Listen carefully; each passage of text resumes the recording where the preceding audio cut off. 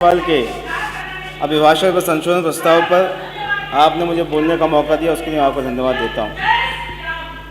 महोदय, यह अभिभाषण सिर्फ सरकार की उपलब्धियों का बखान करने में लगा हुआ है।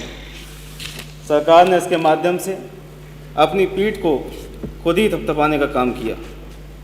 चूँकि सदन में आज माननीय वित्त मंत्री जी बोल रहे थे, कई उन्होंने शेर व शायरी की। मैं कहना चाहूँगा कि आईना झूठ नहीं बोलता, मगर अफसोस के देखने वाले सच मानने को तैयार हैं। महोदय, इस अभिभाषण में जनता के असली मुद्दों का जिक्र नहीं हुआ।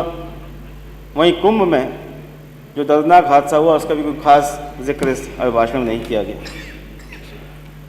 निवेश के नाम पर तमाम आंकड़े प्रस्तुत किए गए। तमाम हमारे सत्ता पक्ष साथियों ने बताया कितना निवेश आ रहा है, कितना नहीं आ रहा। और पिछले कुछ समय में जो इन्वेस्टर मीट सरकार के द्वारा की गई, उसमें हज़ारों हज़ार करोड़ के MOU साइन किए गए, लेकिन ज़मीन पर कोई भी इन्वेस्टमेंट दिखाई नहीं दे रहा। हमारे माननीय राष्ट्रीय अध्यक्ष जी ने जो महाकुंभ में हादसा हुआ,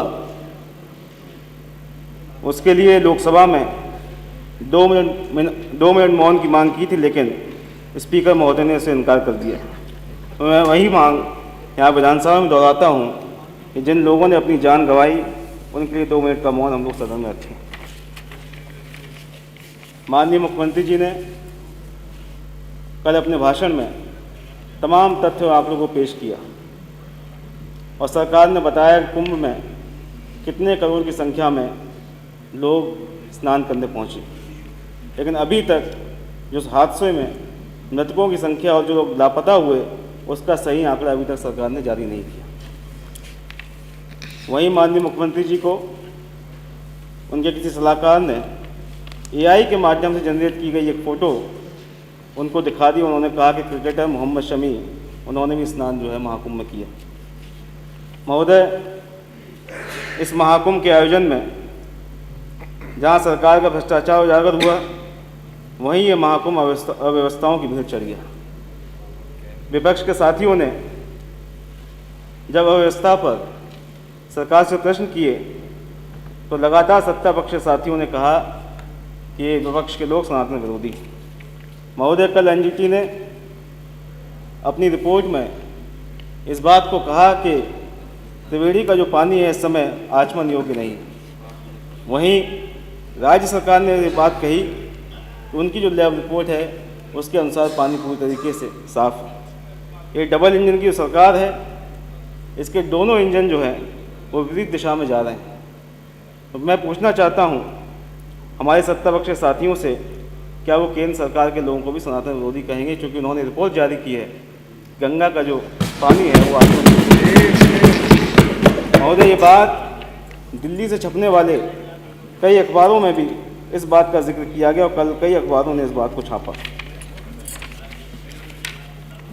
महोदय, आज चुनाव आयोग की निष्पक्षता और ईमानदारी पर लगातार सवाल उठाए जा रहे हैं।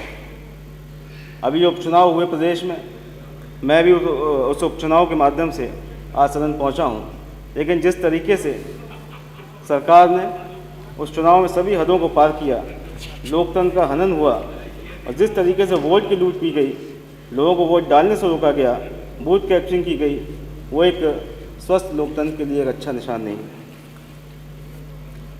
महोदय, जहाँ बेरोजगार की बात है, लगातार हम लोग सुन रहे हैं सरकार के माध्यम से कि वो रोज़गार दे रहे हैं, लेकिन सही बात यह है कि बेरोजगारी की जो दर है वो लगातार बढ़ती जा रही है। जब से सरकार ये आई है, युवा अपने आप को ठगा हुआ महसूस कर रहा है, डिग्रियाँ लेकर सड़कों पर घूम रहा है, लेकिन सरकार की ओर से कोई व्यवस्था नहीं की जाती।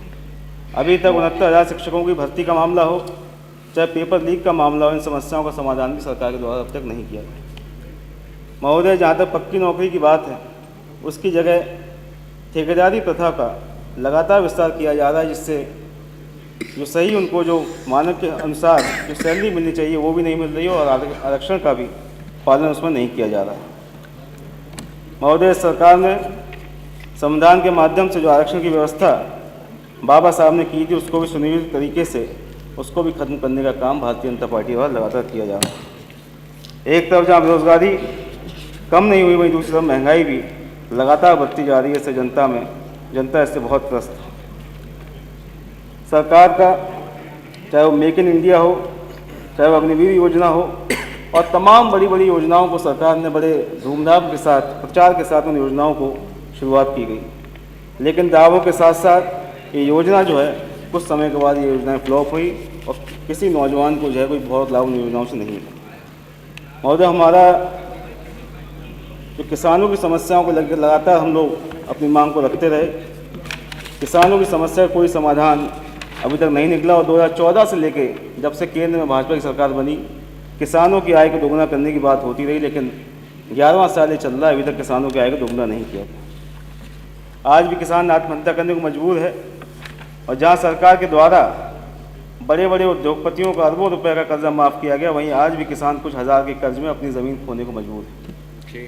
जहाँ तक गन्ना किसान की बात है, 7.5 साल की सरकार में, 8 साल की सरकार में गन्ना मूल्य भी अभी तक नहीं बढ़ाया गया, और किसानों का बकाया भी लगातार बढ़ता जा रहा है। किसानों को बकाया भी सरकार के द्वारा नहीं दिया गया। मेरी सरकार से मांग है कि किसानों की आय को दुगना करने की जो बात आपने कही थी इतने सालों से, माननीय सदस्य खत्म कर लीजिए प्लीज। मेड इन स्पीच हम 2 मिनट दी, तो मेड इन 6 मिनट्स हो गए। मैम, महोदय, जहाँ एमएसपी की बात होती है फसलों की, उसको भी सरकार नहीं दे पा रही है। वहीं खाद, बीज और कीटनाशकों की कीमतों में भी लगातार बढ़ोतरी की जा रही है। बिजली को महंगा किया गया।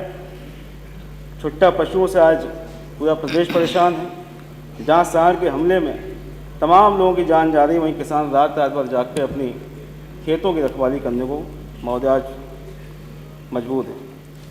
जहाँ तक शिक्षा और स्वास्थ्य की बात है, CSC PSC में डॉक्टर नहीं मिल रहे हैं। वहीं जो बड़े अस्पताल हैं वहाँ भी इलाज की समुचित व्यवस्था सरकार के द्वारा नहीं की गई। अभी हमारे साथी कुछ दिन पहले जब कैंसर इंस्टीट्यूट में गए तो वहाँ की बदहाली और वहाँ डॉक्टरों से जब बात की तो उन्होंने अपनी जो व्यथा है वो हमारे माननीय सदस्यों को बताई। महोदय, जहाँ सरकार के द्वारा माननीय सदस्य आप लास्ट माननीय विवेकानंद पांडे जी लास्ट इतने खत्म कर लीजिए। माननीय विवेकानंद जी, जहाँ विश्वगुरु माननीय रमेश सिंह जी, लोग आज पूरे माननीय रामचंद्र यादव जी, जो माननीय रामचंद्र यादव जी दावा कर रहे थे, वहीं आज पूरी दुनिया ने देखा किस तरीके से बेड़ियों में और हथकड़ी लगाकर हमारे लोगों को वापस भारत भेजा गया। तो जी माननीय रामचंद्र जी, इस सरकार में थैंक यू माननीय सर। लास्ट हो गया, सभी को बोलना है ना। आपने मुझे मैं सरकार में PDA का जहाँ शोषण हो रहा है, माननीय रामचंद्र जी, उनके हक और अधिकार छीने जा रहे हैं। यहाँ अपना पक्ष रखने का अवसर दिया, मैं आपका आभार व्यक्त करता हूं।